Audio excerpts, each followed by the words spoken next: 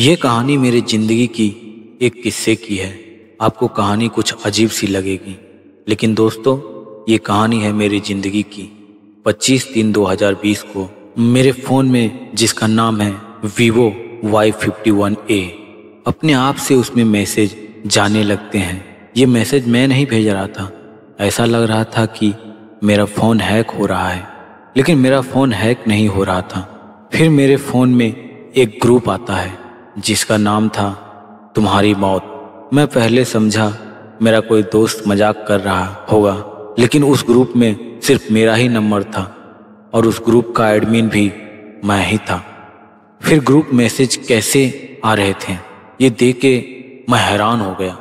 सबसे पहले मैसेज आया हेलो, फिर बाद में मुझे बर्बाद करने के मैसेज आने लगे और बोल रहे थे कि याद करो तुमने पिछले जन्म में क्या क्या किया था। और फिर लास्ट मैसेज में बदला तो लेके रहूँगा। अपने आप ग्रुप डिलीट हो गया। पहले तो मेरा दिमाग ही हिल गया। फिर मैं बार बार यही सोच रहा था कि कोई भी बिना नंबर का ग्रुप अपने आप कैसे बना सकता है, और वो सारे मैसेज कौन भेज रहा था। फिर मैं डरते हुए सोचा कि मैंने कुछ किया भी होगा पिछले जन्म में, तो व्हाट्सएप से क्या लेना देना है। ये सब सोचकर मैं बहुत परेशान हो रहा था। ये बात मैंने अपने दोस्त को बताई।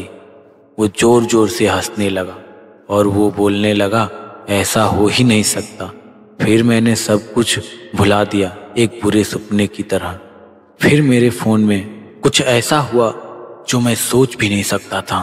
फिर मेरे फ़ोन में एक ऐसा व्हाट्सएप ग्रुप आता है जिसका नाम होता है याद करो। वो ग्रुप में किसी का भी नंबर नहीं होता और ग्रुप में मैसेज आता है कि मेरा नाम पिंकू है, मैं पिंकू दुबे हूँ जो तुम्हारे घर के सामने रहता हूँ। दोस्तों मेरे घर के सामने एक ब्राह्मण परिवार रहता है। उसी ब्राह्मण परिवार में एक लड़का रहता है जिसका नाम है पिंकू। वही मुझे व्हाट्सएप ग्रुप बनाकर मुझे मारने की बात बोल रहा है, लेकिन ग्रुप में उसका नंबर नहीं आ रहा है। तो मैं चाहकर भी उसके सामने नहीं बोल सकता कि तू मुझे मारने की धमकी दे रहा है। ये बात है 25 मार्च 2020 की, जब देश में कोरोना के चलते देश में लॉकडाउन लगा था, सब कुछ बंद था। तभी मेरे फ़ोन में रिचार्ज ख़त्म हो गया, तो मैंने उसी लड़के टिंकू से रिचार्ज करवाया था क्योंकि सारे मोबाइल शॉप बंद थे। उसने अपने फ़ोन से ऑनलाइन पैसे पे करके मेरा रिचार्ज किया था। अब आप लोग बताओ रिचार्ज करने के लिए फ़ोन का क्या काम। मैंने अपना नंबर उसे दिया, लेकिन उसने मेरा फ़ोन मांगा तो मैंने दे दिया। अब मुझे शक है कि इसने मेरे फ़ोन को हैक किया है क्या, लेकिन नॉर्मल हैकर्स तो सिर्फ फ़ोन हैक करते हैं, पर ये मेरे फ़ोन में सिर्फ ग्रुप बनाकर मुझे धमकी दे रहा था, लेकिन ग्रुप में इसका नंबर नहीं आ रहा था। आखिरकार ऐसा कैसे हो सकता है कि कोई व्हाट्सएप में ग्रुप बनाकर मैसेज करे और नंबर भी ना ऐड हो। मैंने कई मोबाइल शॉप पर इसे दिखाया, लेकिन वो कहते ऐसा होता ही नहीं। मेरी बात में कोई विश्वास ही नहीं कर रहा था। आखिरकार कौन मानेगा मेरी बात? क्या पिंकू ही वो लड़का है कि कोई और? क्या मेरी बात का कोई विश्वास करेगा? फिर मेरी बात पर मेरे दोस्त ने विश्वास किया और उसने बोला जब अगली बार ग्रुप आता है तब मुझे बताना। और फिर से ग्रुप आता है।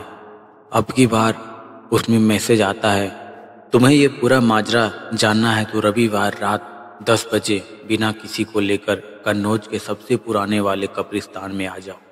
और वो ग्रुप डिजिटल करके ग्रुप चलाता था।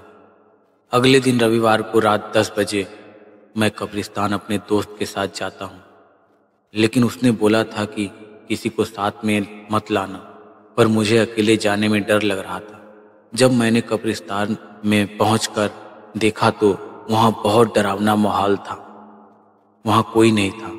थोड़ी देर रुकने के बाद मैं वहाँ से चला आता हूँ, और जब अगले दिन सुबह मेरी तरफ एक और मैसेज आया कि मैंने अकेले तुम्हें आने को बोला, तुम अपने दोस्त को साथ लाए थे, अब तुम नहीं बचोगे। मुझे बहुत ही डर लग रहा था, लेकिन अब मेरे पड़ोस में एक लड़का रहता है जिसका नाम है चिंटू। अब वो भी मुझसे बात करने आया व्हाट्सएप पर ग्रुप बनाकर, लेकिन वो भी बिना नंबर ही मुझसे बात कर रहा था। अब रोज मेरे पास ग्रुप आता था। उस ग्रुप में मेरे बुआ की 2 लड़की उस ग्रुप में आई और वो मुझे ही बर्बाद करने की प्लानिंग बनाने लगी। उसी लड़के पिंकू के साथ। अब मैं अपनी माँ को भी नहीं बता सकता कि बुआ जी की दोनों लड़कियां मेरे घर के सामने रहने वाले लड़के पिंकू के साथ मिलकर मुझे बर्बाद करना चाहते हैं, क्योंकि ग्रुप में उन दोनों का नंबर नहीं था। इसलिए मैं ये बात घर में बताता तो मेरी बात में कोई विश्वास नहीं करता। अब क्या होगा, और मेरी बुआ की लड़कियां क्यों मुझे बर्बाद करना चाहती हैं, और क्या मैं ये बात घर में बता पाऊंगा? आखिर क्या है सच्चाई?